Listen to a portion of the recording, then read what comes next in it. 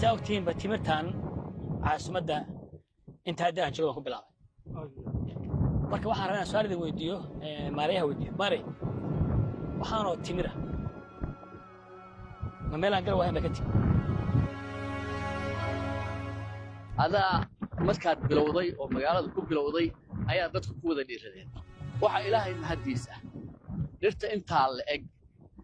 meel aan garow ahayn inta garow ku wareegsan hatta ma aha meel fog meel aan hay laga ma keenin هذا ما أنا إن شاء الله نقص سيادنا لا شن بقول كله جيد يعني ما يدح قلنا ما يدح قلنا وهذا ودوين كله حتى إحنا نعتبره بدله ما شاء الله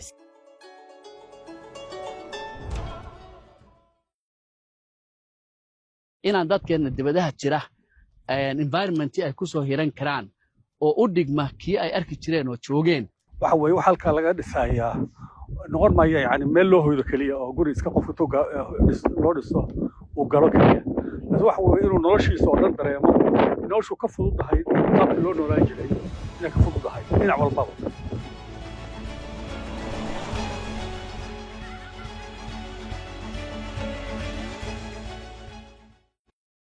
maanta waxaan soo boqonay shirkadda Cimaad oo halkan ka wada intii shaqo baaxad weyn leh oo dhinac walba taabanaysa guriyihii dhirayntii eelashii runtii infrastructure aad u qiimo badan aan xoog badan magaaladan iyo dadkana micno weyn runta ugu fadhiya hadda waxaa la joogaa khiyaartii shirkadda mas'uuliyadda ugu sarreeya ka mid ah marka waxaan rabnaa inaan weydiino halka maanta waxaan soo boqonay runtii dhiraynta oo aan ku ballansanay caasimadda inay noqoto guri iyo geed baa waxaan rabnaa maanta inaan muhiimadda nagu noqoto weyn inaan aragno waxay qabteen inkastoo aanan moogeyn waxay qabanayeen muddo badan runtii aan ku soo booqanay maanta waxaan rabnaa maadaama mashruuca dhirayntu uu gabagaba marayo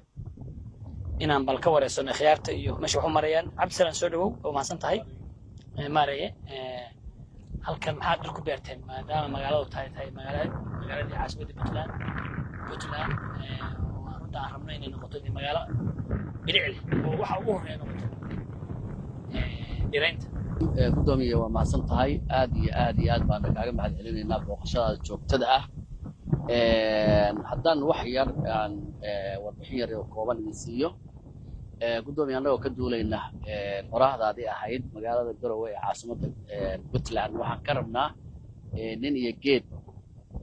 runtii qorshahaas annagoo ka duulayna halkan guud ahaan waxaan ka wadnaa mashruuc aad u ballaaran oo aan ugu talagalnay inuu bedelo si toos ah oo dhammaystiran u bedelo xaaladii hore ee dadku ay maxaan ku raahdaa u noolaan jireen una noolaadaan sida adduunku u nool yahay magaalo ka turjumaysa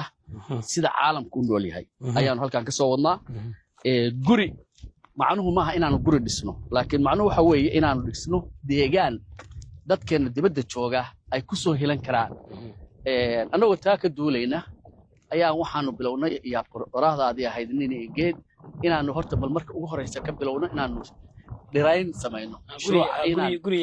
iyo geed mashruucii guri iyo geed annagoo ka duulayna qoraahdaadii ahayd ayaa waxaanu go'aaminay inaanu horta marka ugu horeysa dhirayno oo wax ugu horeysa intaana shaqo kalaba qaban inaan ka dhigno dhiraynta meeshan dhexda aad u jeedid waxaa ku beeran 160 geed oo timir ah ilaa iyo runaboutkaas halka uga jeedid masha Allah ilaa iyo dhexdaas waxaa ku beeran 160 geed oo timir ah dhinacan kale oo midigta ah waxaa mari doona line laami ah oo dhaqso haddii aan la bilaabayo isagana waxaa ku beeran 255 geed oo dhamas ah oo maxaan ku raahdaa aan ugu talagalnay inay noqdaan hawada ama dabaysha inay maaragtay celiyaan dhinacan kale isagana waxaan ka wadnaa mashruuci 250 geed oo kale oo iyagana sidaas u baxayaan waxayna galayaan laamiga guud ahaan waxa weeyaan 250 iyo 250 waa 500 iyo 160 hadda 660 ka geed baa hadda socda marka ujeedada iyo hadafka aan dhirta u beeraynaa waxa koow ah soo jeedintaadii ahayd in maxaan ku guri iyo geed labo inaanu magaalada ku soo siyaadino wax ka gedisan wixii hore oo la isticmaali jiray saddex inaan dadkeena dibadaha jira environment ay ku soo hiran karaan oo u dhigma kii ay arki jireen oo joogeen inuu yahay oo laamiyo iyo interlog iyo dhir iyo cagaar iyo beero iyo ciyaalku meelaha ku ciyaari jireen leh intaas ayuu way ujeedadayadu hawshaasaan wadnaa marka maanta waxaan nala joogaa gudoomiye aadan oo ilaahay mahadiisa isaga ku soo dhaweynaya wax ku darayo runtii waa sida uu sheegay oo waxa weeye wax halka laga dhisayaa noqon maayo yani meel loo hoydo kaliya oo guri iska qofka toga loo dhiso uu galo kaliya laakiin waxa weeye inuu noloshiisa oo dhan dareemo noloshu ka fududahay qaabkii loo noolaan jiray inay ka fududahay dhinac walbaba anaga runtii maanta waxay noqotay qiimo weyn inaanu aragno waxaan ku taamayo ahayd magaalada tan inay noqoto magaalo bilicda oo waxa ugu horeeya bilicda kowka tahay dhirinta saa ogtihiinba timirtan caasimadda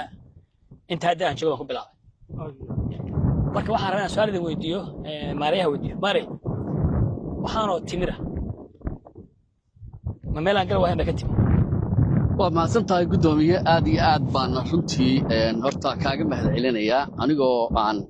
maaragtay si saraaxa u hadlaya hal abuurka aad la timid waa wax weyn oo dalka ku soo siyaadiyey macne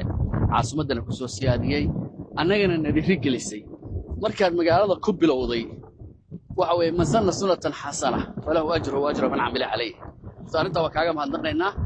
adaa markaad bilowday oo magaalada ku bilowday ayaa dadku ku wada dhiiradeen waxa ilaahay mahadiisa dhirta intaa la eg oo weliba hadda intaas oo meelood layga soo wacayo oo la leeyahay niyow dhir kalaanu haynaa naga qaad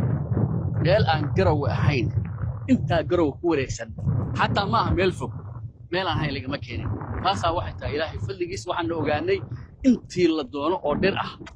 maanta garowe oo timir ah in laga helayo iyadoo tan ka waaweyn annagoo hadda yaryar baanu inta dambe u badinay marka hore waaweyn baa soo qaadanay inay magaalada diyaar ku tahay waddooyinkeenna iyo infrastructurekeenna oo dhanna timirta nugaal degmada garowe ku beeran inay ka badan tahay oo ay ku filan tahay geedkan timirta saa ogtihiinba saddexda berber baa la waraabiyaa laamiga wax ma yeelayo xididkiisu hoos buu baxayaa laami xidid yar buu leeyahay khafiif wuxuuna keenayaa bilic wuxuu keenayaa qurux wuxuu keenayaa miro wuxuu keenayaa runtii magaalada inay tahay magaalo qadiimi ah oo magaalooyinka rasmiga bay mugti ka cabiraysaa timirtu maantana runtii waxaa muuqda in garowe oo dhan ay raadinayso timirtii hadda magaalada waxaan rabnaa insha allah inaan kusoo siyaadino ilaa 500 oo kale oo geed inaan magaalada dhex gelino magaalada dhex garowe gelino oo hadda wadooyinka dhan xataa rabnaa timir bedelo si ay runtii u soo baxdo magaalada tan bilicdeeda waad arkaysaa maanta cimaad wadadii weyneed oo cimaad u dhaxanaysay waxaa ku beeran 160 geed oo timir awalna hal geed ku beernay marka waxay keenaysaa micnaha quruxdii hadda dadkiiba runtii loo maarlayo dadka iska imaanaya waxayna dadku imaanayaan inay isku sawiraan oo bilicdaad waana qurux waana sumcad waana wanaag intaba runtii waxa geedka ku tahay waa marka